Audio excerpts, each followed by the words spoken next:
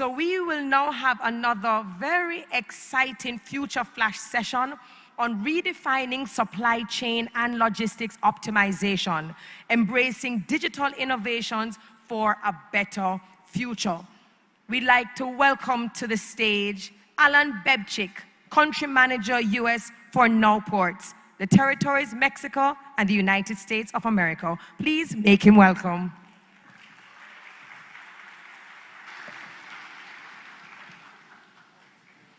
Thank you, everyone.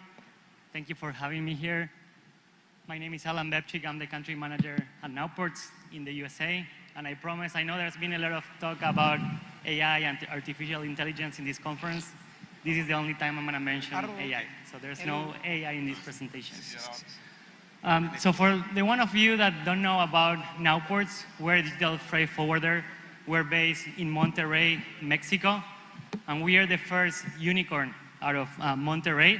So I'm super honored to be here today to tell you more about supply chain and logistics. And thank you, the IDB, for having me here as well. So let me start by giving some context. Let's see if I can go to the next slide. There we go. Let me start by giving some context on COVID-19 and the pandemic. I think we can all agree that the pandemic really accelerated digital adoption in the industry. So we were in lockdown, everyone had to work from home. So that meant we had to adopt new technologies, new platforms, and that really accelerated digitalization. However, at the same time, that showed how fragile our supply chain is. Let me give you some context for the ones that don't work in logistics of what happened in the industry. Before the pandemic, to move a container from China to the US, it cost about $2,000. Fast forward, at the height of the pandemic, that same container cost $23,000. So it was a 10x increase on how much a container would move from China to the US. At the same time, we had tremendous logistics bottlenecks. There was a shortage of suppliers of components. There were congestions at the port. It took, at the height of the pandemic, 140 days for a port to be unloaded in the port of Long Beach. So that meant that we had to look for different options of how can we source our materials. And this is the opportunity for the region and for Latin America. So if we start looking at the global supply chain ecosystem, we have China. China is in a trade war with the US. It's been for a few years now. And we see the trend already. Before the pandemic, about 45% of containers were moved from China to the US. Now that's down at about 35%. We also look at Europe, another big trading partner. There was Brexit. There's a war between Russia and Ukraine. So that region is also not at its highest. So Latin America, the region, can contribute to the global economy and the fight against inflation by taking a more active role in global supply chains in a way that's sustainable and equitable. So this is a massive opportunity for us in Latin America and the Caribbean. So how can we seize this opportunity? How can we take full advantage? It's through technology, what we call logistics 4.0. And I think as consumers, we're used to technology. For example, we can be home, we take our phone, we can call an Uber, a car to pick us up. We know exactly where this car is. We know exactly how much it's going to cost. We know exactly how much that's going to take. So as consumers, we think that's the status quo. But this is not how things work in supply chain and logistics. It's a very archaic industry, and that's what we're trying to disrupt at Nowports. I'll give you a few examples. With Internet of Things, how can we provide better traceability and trackability of the cargo? If you're booking a cargo movement today, you're sending emails back and forth to ask where the container is. At Nowports, you can access our digital platform, and you can see live exactly where your containers are. This is a massive improvement in the industry. Another opportunity is with automation. If you need to make a quote for ocean freight, you're sending emails back and forth. There's hundreds of emails to confirm a booking. With a digital platform, you can access, you can quote on the spot, and within seconds you have your quote. So there's a lot of efficiencies. Same with blockchain and smart contracts. Believe it or not, when there's a booking confirmed today in the industry, the Steam shipping lane sometimes sends you a telex. The first time I heard about a telex, I had no idea what a telex was. I had to go to Google to see what is a telex. It's a fax. So today, there's containers worth hundreds of thousands of dollars that they're being confirmed via fax. So we can bring blockchain to improve that. And of course, with big data analytics, we can better route the cargo, make it more efficient.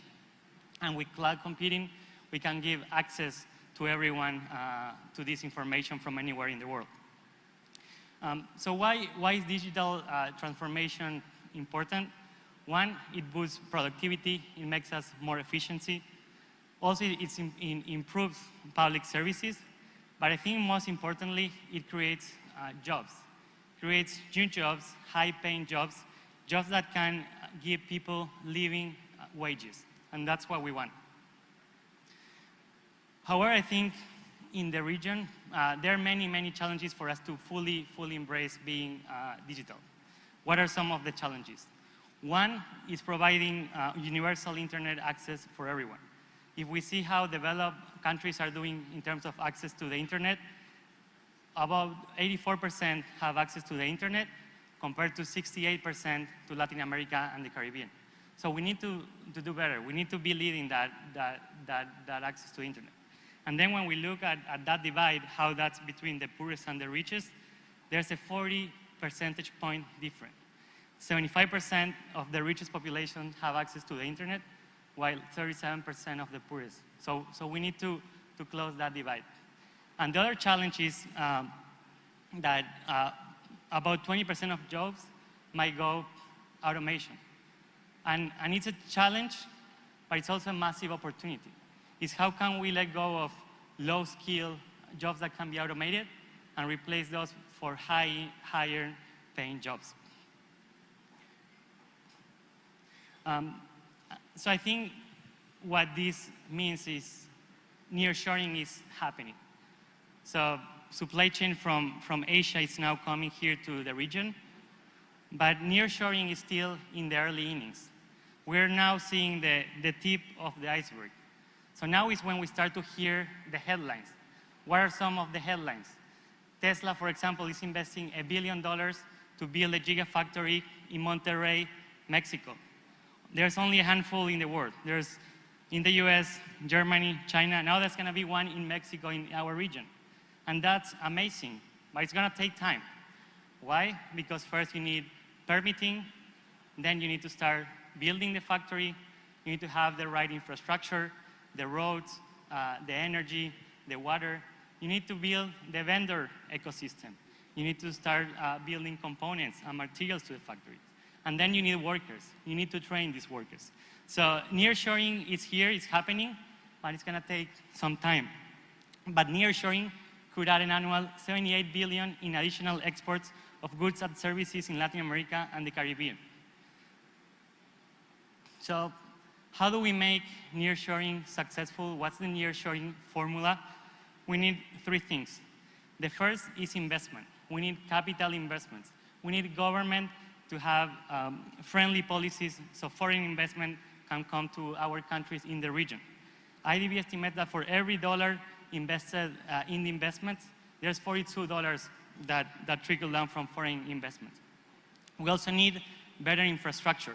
If we want the supply chain from the world to come to Latin America, we need to improve our seaports. We need to improve our roads. We need to improve our airports. We need to improve our rails.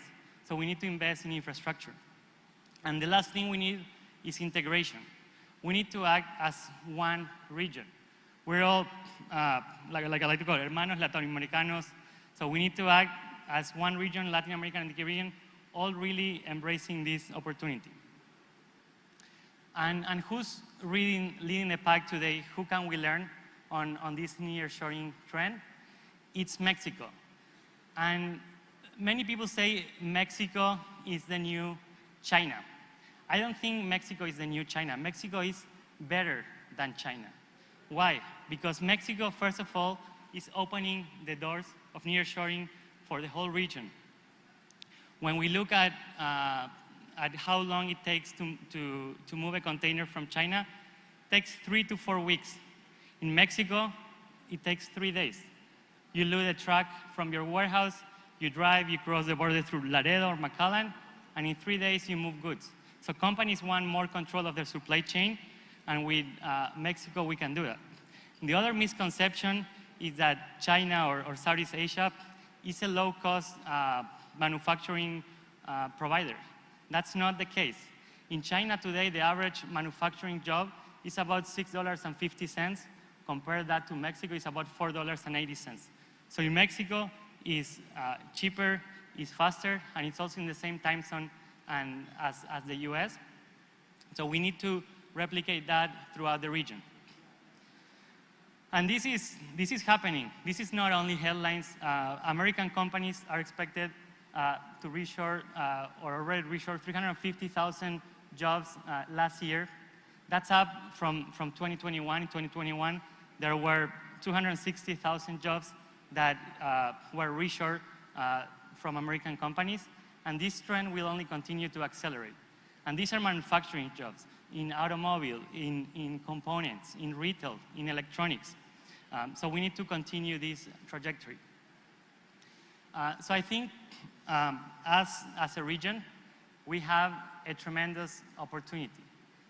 Supply chain is moving from Asia to Latin America and the Caribbean, so we need to embrace this.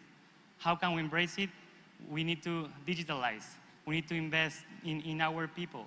We need to really seize this opportunity to grow as a region, and that's what we're trying to do here at Nowports.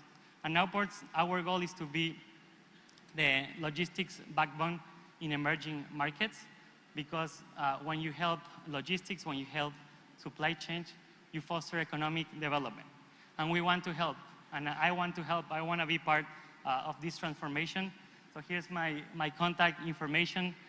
Here's my email. You can add me on LinkedIn, and I hope that as a region, we can continue improving and digitizing our supply chain. Thank you.